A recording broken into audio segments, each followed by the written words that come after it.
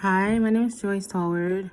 I'm going to be doing my speech on harassment in the workplace. These are my audience, which is my husband and my son. Hi, Alex. Anyway, so I'm going to be talking about harassment in the workplace and how it's undetected and a lot of people don't know the signs and symptoms. So to help raise awareness for teens and adults so that if they witness harassment towards them or other coworkers, they can speak up. The harassment can be defined as many different things. They have sexual harassment, physical harassment, and mental harassment.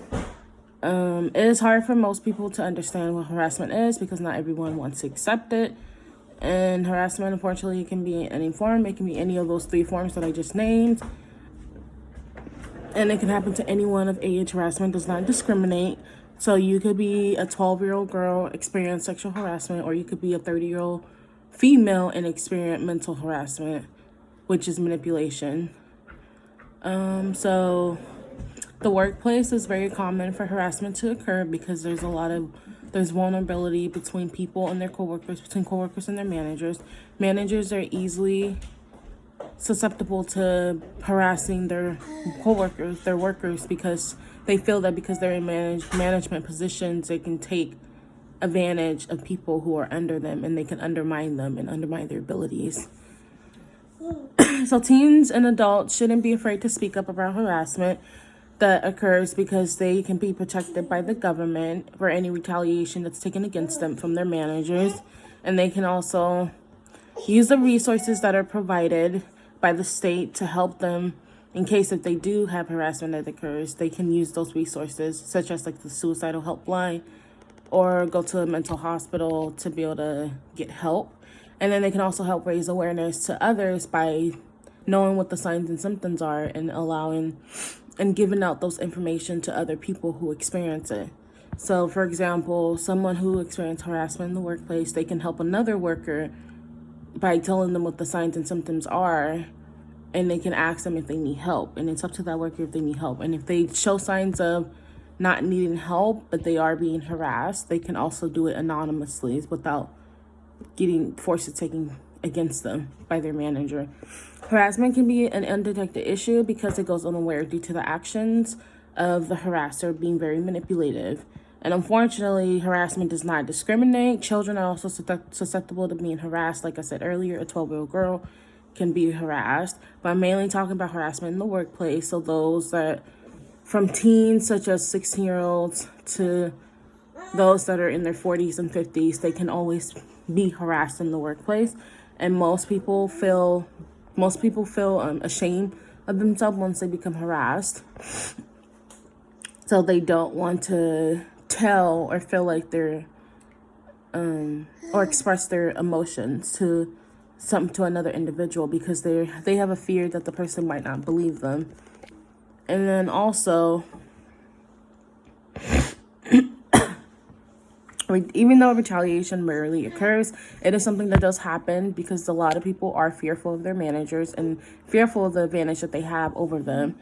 But OSHA and other state authorities are willing to take action and to investigate situations that occur, even if it's anonymously. Even if you have a fear of retaliation, you can always do it anonymously, and they can always do it under a background investigation to make sure that what was stated within the complaint isn't what's actually happening. Or if it did happen, they can take precautions quickly. Everyone experiences harassment is different in the workplace because it can be due to racial association or gender association. So, for example, for gender association, someone who is trans may face harassment more than someone who's a female or a male. But someone who's also a female can face more harassment than someone who is a male. Harassment does occur in males, but it's not as often as it is in female and transgenders because a lot of people like to undermine women and make them feel like they're weak. And a lot of people like to undermine transgenders because they feel that that the choice they made to be, that they feel like the way how they are is the choice, and that choice that they chose, they can't be accepted for that choice. It's hard to know when a man is being harassed because they don't show emotions. Instead, they let their ego get the best of them. So when a man is being harassed, they end up becoming the harasser because they don't want to seem weak in society's eyes. They rather manipulate people and harass them and make them feel uncomfortable than to have someone know that they're feeling uncomfortable. So ways to know someone's been harassed include being harassed is including like if it's affecting their work, for such as like having hostility towards everyone, or they're being offended really easily, or they're very overly sensitive, or they don't, or every remark that you make, they take it personal instead of being professional. They have very much anger towards everyone and towards themselves. They isolate themselves from everyone, and they have a shame and guilt of feeling like it's their fault for being harassed, or it's their fault for the harasser choosing to harass them. Some resources that are available include those who have been harassed include therapy. People can go to therapy. They can go to any type of therapy, either to a counselor, or they can go to a mental health hospital. You know, they have like psychiatrists there that can help them.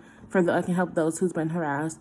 Also, for those who feel suicidal due to being harassed consistently, they also have the suicide hotline that you can talk to someone about, and they can help talk you out of being suicidal.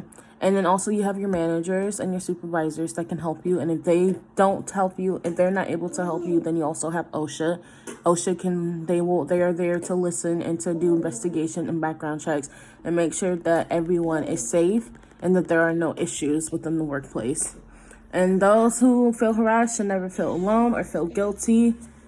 You know, like it happens all the time. And I feel like those mostly who are, like I was saying earlier about like harassment, like how everyone's experience is different. Like for racial associations such as Hispanic or Black, they're more susceptible to being harassed than like those of Caucasian race, because from what I've experienced, a lot of Caucasian people like to automatically make assumptions about African Americans or Hispanic people based off of what they see in their surroundings and not what they actually know.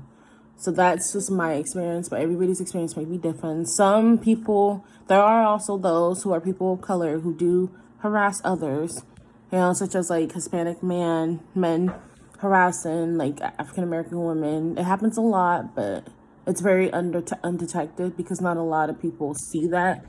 You know, they only look at the racial aspect of racism instead of actually looking at what occurs within each race.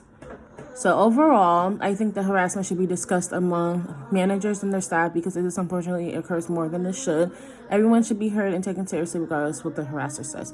Thank you. And I know my speech is long, but thank you and have a great day. Bye.